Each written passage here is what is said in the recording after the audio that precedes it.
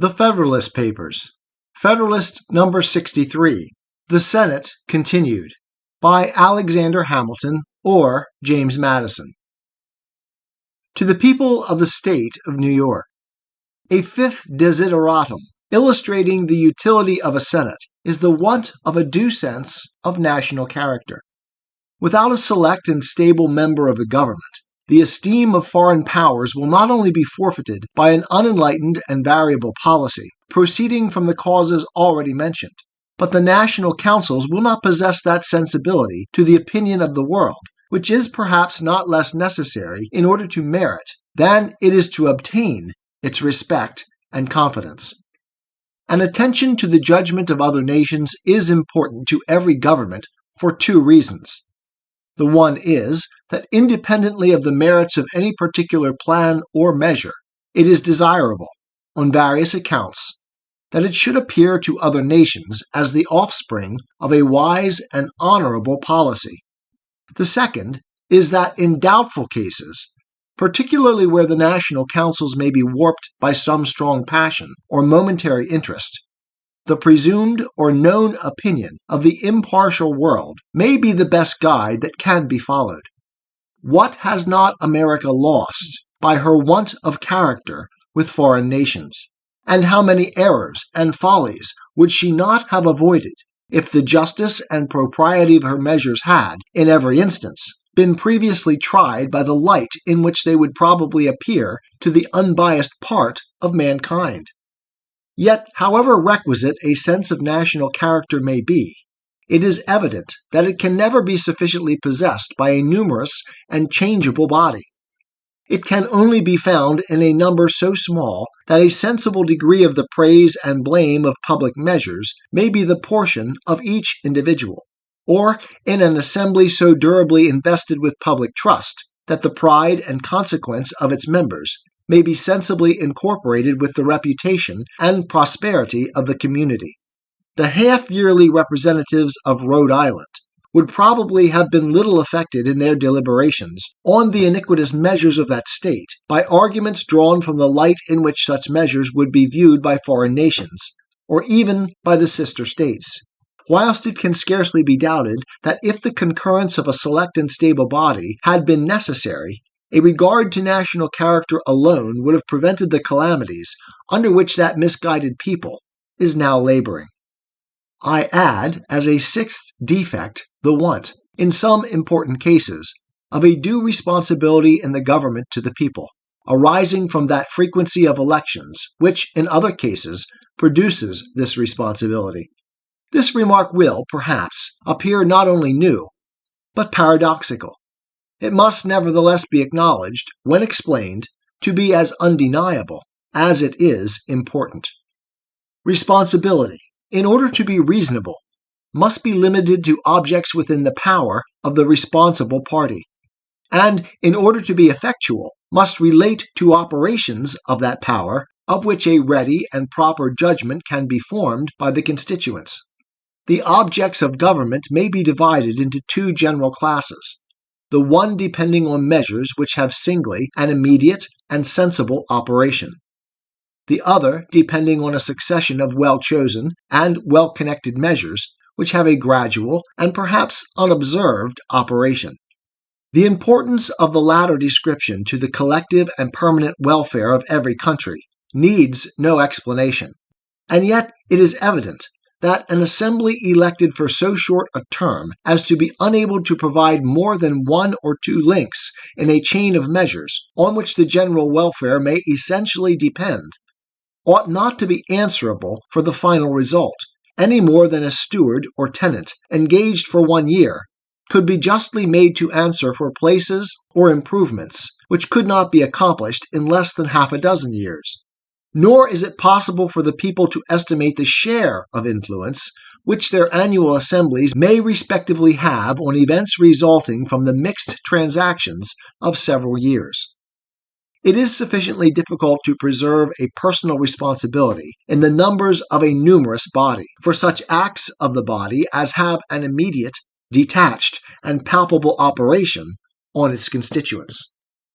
The proper remedy for this defect must be an additional body in the legislative department, which, having sufficient permanency to provide for such objects as require a continued attention, and a train of measures, may be justly and effectually answerable for the attainment of those objects. Thus far I have considered the circumstances which point out the necessity of a well-constructed Senate only as they relate to the representatives of the people. To a people as little blinded by prejudice or corrupted by flattery as those whom I address, I shall not scruple to add that such an institution may be sometimes necessary as a defense to the people against their own temporary errors and delusions. As the cool and deliberate sense of the community ought, in all governments, and actually will, in all free governments, ultimately prevail over the views of its rulers, so there are particular moments in public affairs when the people, stimulated by some irregular passion, or some illicit advantage, or misled by the artful misrepresentations of interested men, may call for measures which they themselves will afterwards be the most ready to lament and condemn. In these critical moments, how salutary will be the interference of some temperate and respectable body of citizens in order to check the misguided career, and to suspend the blow meditated by the people against themselves, until reason, justice, and truth can regain their authority over the public mind. What bitter anguish would not the people of Athens have escaped if their government had contained so provident a safeguard against the tyranny of their own passions? Popular liberty might then have escaped the indelible reproach of decreeing to the same citizens the hemlock on one day and statutes on the next. It may be suggested that a people spread over an extensive region cannot, like the crowded inhabitants of a small district, be subject to the infection of violent passions, or to the danger of combining in pursuit of unjust measures. I am far from denying that this is a distinction of peculiar importance. I have, on the contrary, endeavored in a former paper to show that it is one of the principal recommendations of a confederated republic. At the same time, this advantage ought not to be considered as superseding the use of auxiliary precautions. It may even be remarked that the same extended situation, which will exempt the people of America from some of the dangers incident to lesser republics, will expose them to the inconveniency of remaining for a longer time under the influence of those misrepresentations which the combined industry of interested men may succeed in distributing among them. It adds no small weight to all these considerations to recollect that history informs us of no long-lived republic which had not a Senate. Sparta, Rome, and Carthage are, in fact, the only states to whom that character can be applied. In each of the two first, there was a Senate for life. The constitution of the Senate in the last is less known. Circumstantial evidence makes it probable that it was not different in this particular from the two others. It is at least certain that it had some quality or other which rendered it an anchor against popular fluctuations, and that a smaller council, drawn out of the Senate, was appointed not only for life, but filled up vacancies itself. These examples, though as unfit for the imitation as they are repugnant to the genius of America, are, notwithstanding, when compared with the fugitive and turbulent existence of other ancient republics, very instructive proofs of the necessity of some institution that will blend stability with liberty. I am not unaware of the circumstances which distinguish the American from other popular governments, as well ancient as modern, and which render extreme circumspection necessary in reasoning from one case to the other.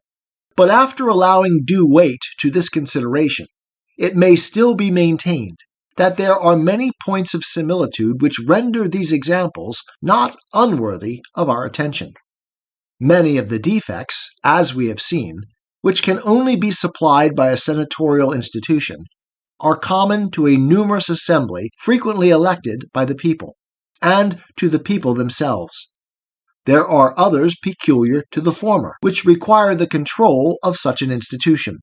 The people can never willfully betray their own interests, but they may possibly be betrayed by the representatives of the people, and the danger will be evidently greater where the whole legislative trust is lodged in the hands of one body of men, than where the concurrence of separate and dissimilar bodies is required in every public act. The difference most relied on between the American and other republics consists in the principle of representation, which is the pivot on which the former move, and which is supposed to have been unknown to the latter, or at least to the ancient part of them. The use which has been made of this difference in reasonings contained in former papers will have shown that I am disposed neither to deny its existence nor to undervalue its importance. I feel the less restraint, therefore, in observing that the position concerning the ignorance of the ancient governments on the subject of representation is by no means precisely true in the latitude commonly given to it. Without entering into a disquisition which here would be misplaced, I will refer to a few known facts in support of what I advance. In the most pure democracies of Greece, many of the executive functions were performed not by the people themselves, but by officers elected by the people and representing the people in their executive capacity. Prior to the reform of Solon, Athens was governed by 9 archons, annually elected by the people at large. The degree of power delegated to them seems to be left in great obscurity. Subsequent to that period, we find an assembly, first of 4 and afterwards of 600 members, annually elected by the people, and partially representing them in their legislative capacity, since they were not only associated with the people in the function of making laws, but had the exclusive right of originating legislative propositions to the people. The Senate of Carthage also, whatever might be its power, or the duration of its appointment, appears to have been elective by the suffrages of the people. Similar instances might be traced in most, if not all, the popular governments of antiquity. Lastly, in Sparta, we meet with the ephori, and in Rome with the tribunes, 2 bodies, small indeed in numbers, but annually elected by the whole body of the people, and considered as the representatives of the people, almost in their plenipotentiary capacity. The Cosmi of Crete were also annually elected by the people, and have been considered by some authors as an institution analogous to those of Sparta and Rome, with this difference only, that in the election of that representative body the right of suffrage was communicated to a part only of the people. From these facts, to which many others might be added, it is clear that the principle of representation was neither unknown to the ancients, nor wholly overlooked in their political constitutions. The true distinction between these and the American governments lies in the total exclusion of the people, in their collective capacity, from any share in the latter, and not in the total exclusion of the representatives of the people from the administration of the former. The distinction, however, thus qualified, must be admitted to leave a most advantageous superiority in favor of the United States. But to ensure this advantage its full effect, we must be careful not to separate it from the other advantage of an extensive territory. For it cannot be believed that any form of representative government could have succeeded within the narrow limits occupied by the democracies of Greece.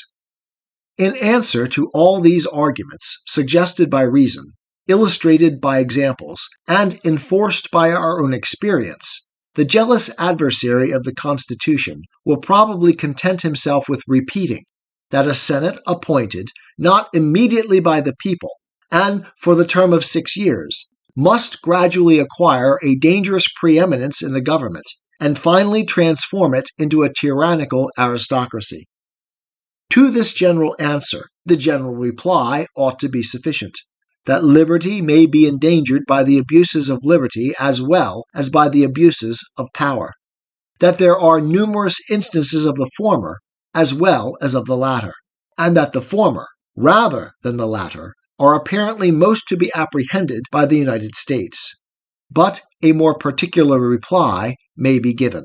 Before such a revolution can be effected, the Senate, it is to be observed, must in the first place corrupt itself, must next corrupt the state legislatures, must then corrupt the House of Representatives, and must finally corrupt the people at large. It is evident that the Senate must be first corrupted before it can attempt an establishment of tyranny.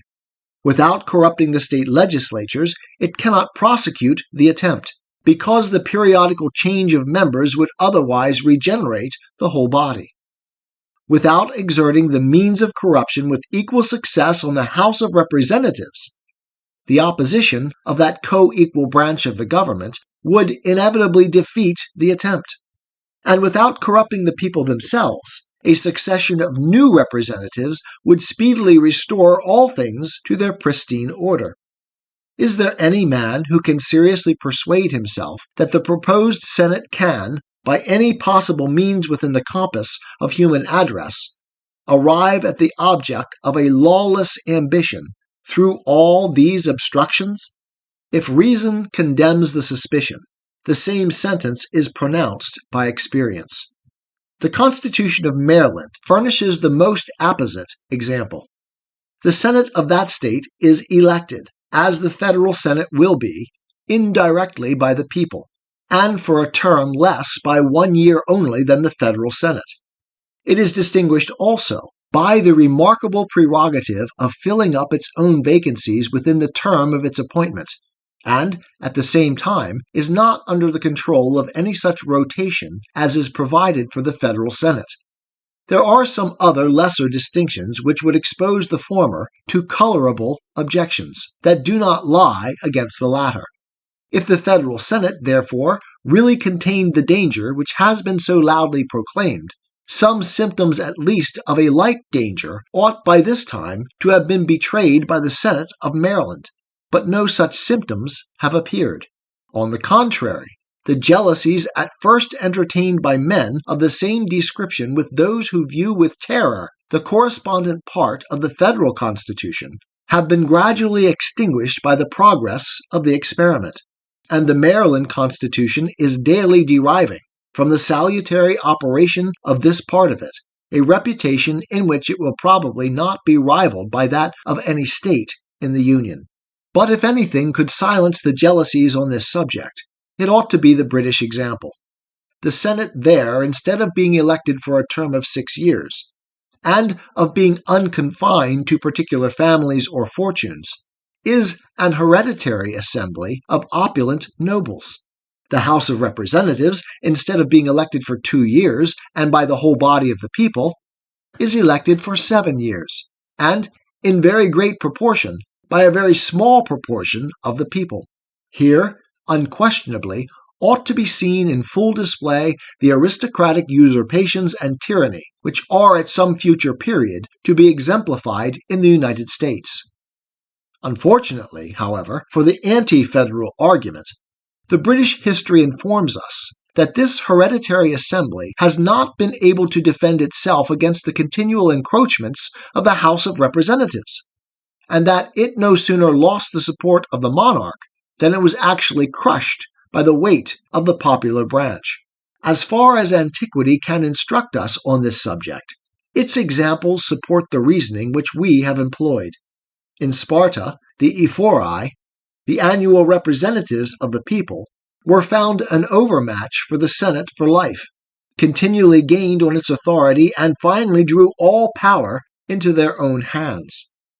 The tribunes of Rome, who were the representatives of the people, prevailed, it is well known, in almost every contest with the Senate for life, and in the end gained the most complete triumph over it. The fact is the more remarkable, as unanimity was required in every act of the tribunes, even after their number was augmented to 10. It proves the irresistible force possessed by that branch of a free government which has the people on its side. To these examples might be added that of Carthage, whose Senate, according to the testimony of Publius, instead of drawing all power into its vortex, had, at the commencement of the Second Punic War, lost almost the whole of its original portion. Besides the conclusive evidence resulting from this assemblage of facts, that the Federal Senate will never be able to transform itself by gradual usurpations into an independent and aristocratic body, we are warranted in believing that if such a revolution should ever happen from causes which the foresight of man cannot guard against, the House of Representatives, with the people on their side, will at all times be able to bring back the Constitution to its primitive form and principles. Against the force of the immediate representatives of the people, nothing will be able to maintain even the constitutional authority of the Senate. But such a display of enlightened policy and attachment to the public good as will divide with that branch of the legislature the affections and support of the entire body of the people themselves. Publius.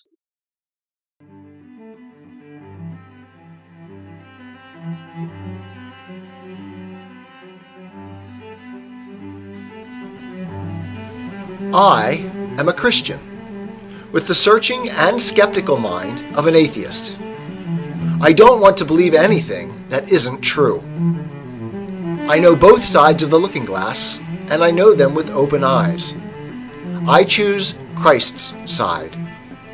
I invite you to join me from wherever you stand before the looking glass. That's this week's episode. Thanks for listening, and remember, you can have your religious cake and eat it too. You can have reason, respect for science, a 21st century worldview, and be a Christian.